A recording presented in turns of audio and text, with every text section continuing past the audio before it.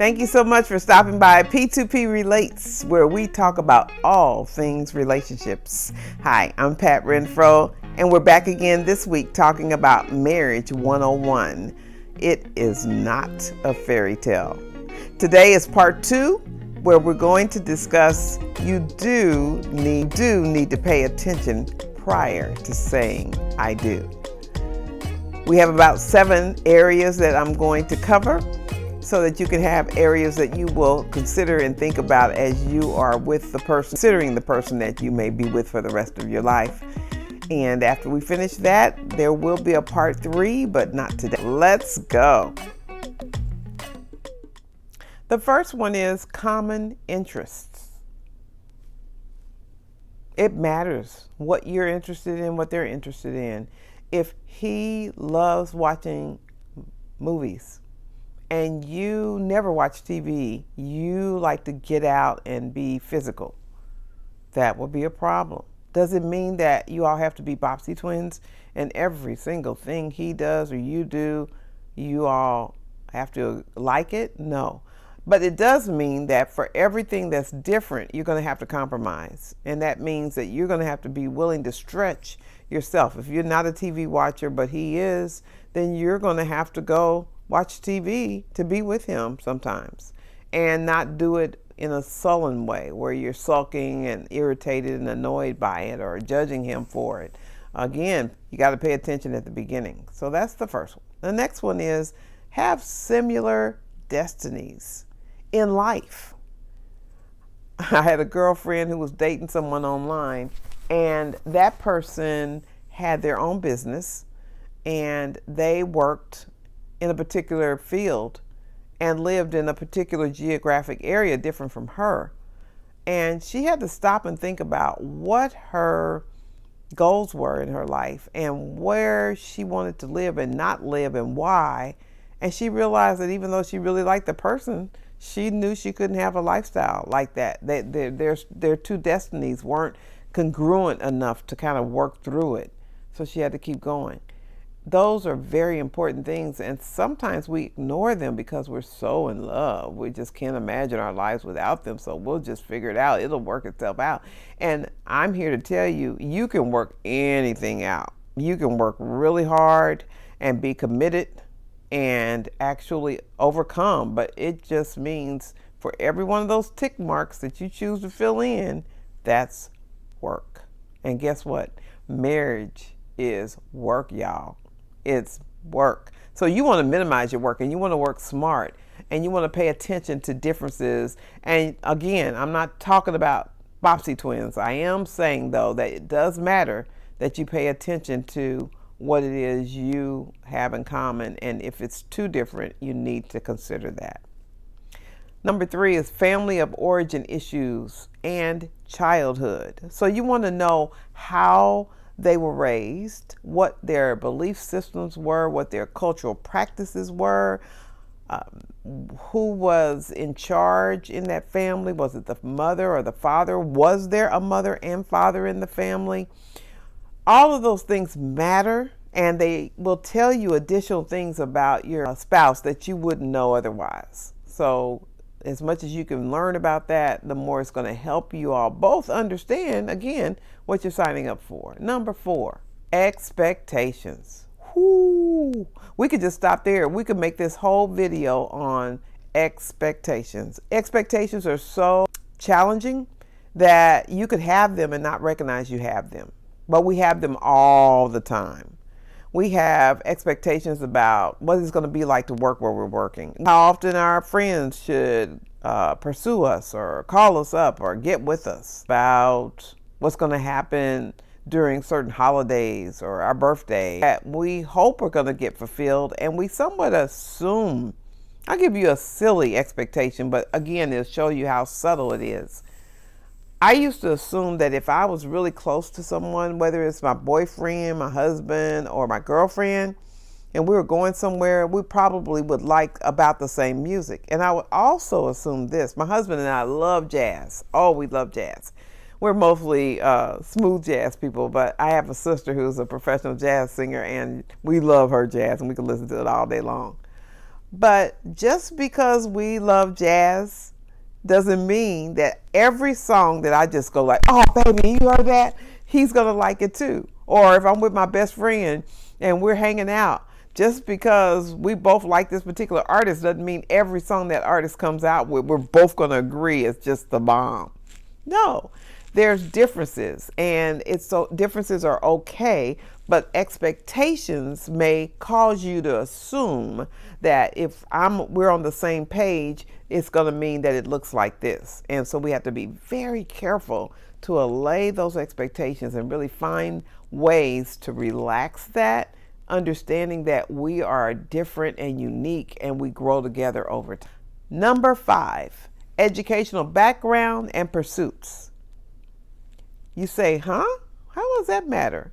And again, none of these says it has to be this way or it's not going to work. Never saying that.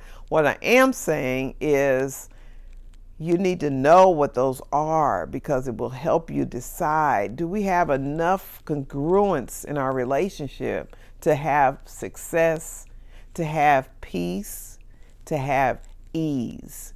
So exploring that is going to be really important.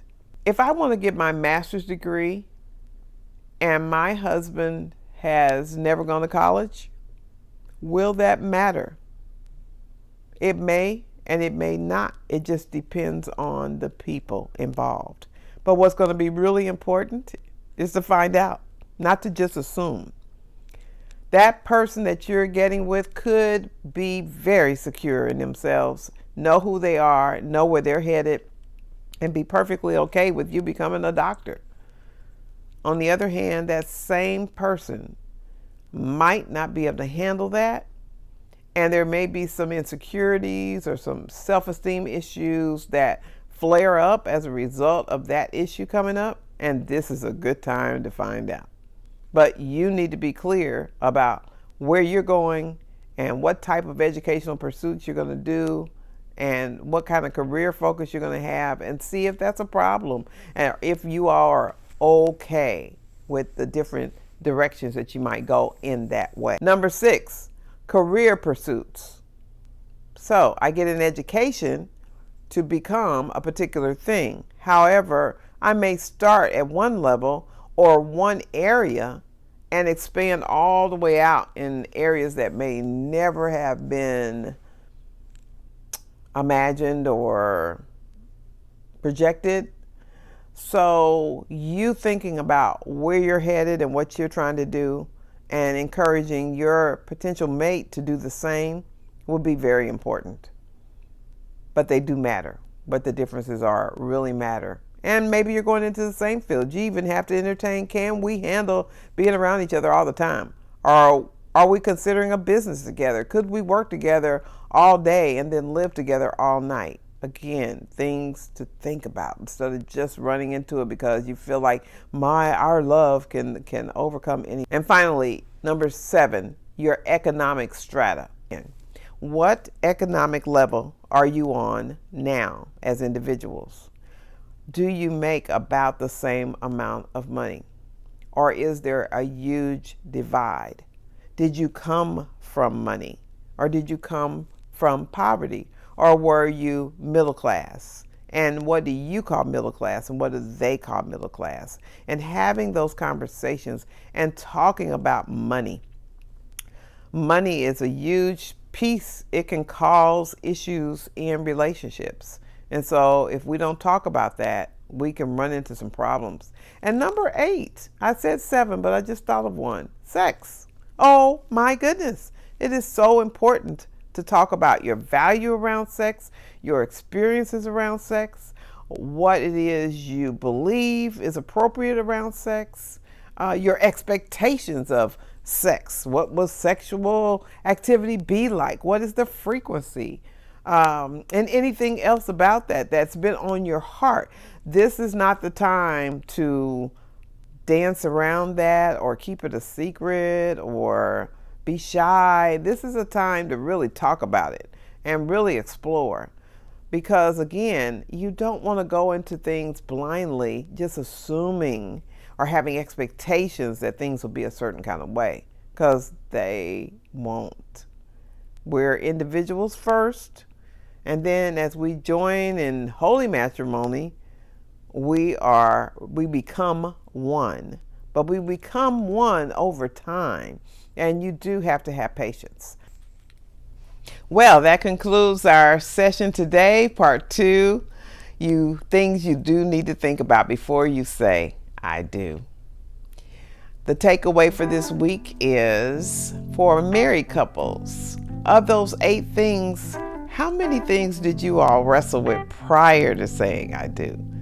And how did it come to challenge you in your marriage if you didn't address all those areas? Or did you address them? Or you were really on top of it? For you singles, I want to ask you to get in touch with how those 8 areas impact your thinking. Like, are you uncomfortable with any of those areas? Are there any areas that you wouldn't really think you'd need to address? Oh, I don't need to go into that. We'll know when we're dating. But just wrestle with it and just think about it, process it. That'll be very helpful. The more surprises you can resolve, eliminate, decrease in your marriage, the better, because life is full of surprises, and with that comes adjustments. So it's really great if you can just plan well, keep your eyes wide open, and just really look at things and address those things prior to making such a huge commitment. So that's your takeaway for the week. Next week, we will conclude this series with part 3 with my favorite foundational principle, which is what? Self-development, and how that folds into those 3 areas that we've discussed so far. If you've missed the video from last week, I hope you'll check it out. And in the meantime, I want to wish you a wonderful 7 days until we meet again next Friday. Take care. Thank you so much for tuning in.